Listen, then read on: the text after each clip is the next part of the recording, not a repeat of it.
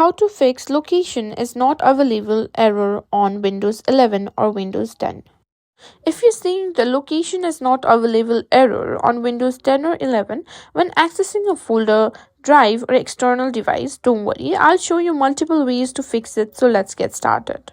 If this error happens with an external drive or USB, try these first. Replug the device into a different USB port, restart your PC and check if the issue persists.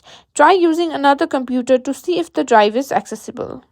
If you're getting this error for a folder or drive, it might be a permission issue. Right-click the problematic folder drive and select Properties. Go to the Security tab and simply click on Advanced. Click Change next to the owner field, type your username and press OK. If your drive has errors, Windows may block access to it. Let's fix it using chkdsk. Just open Command Prompt as administrator and just type the following command and hit enter. Replace C drive with the actual drive later if the issue is with another drive. Just wait for the process to complete and restart your PC. Sometimes malware can corrupt your system files. Run a full scan using Windows Defender or an antivirus program.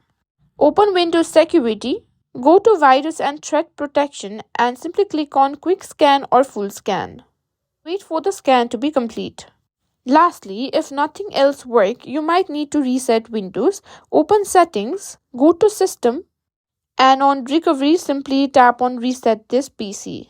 And that's it. Try these steps and let me know which one worked for you in the comments.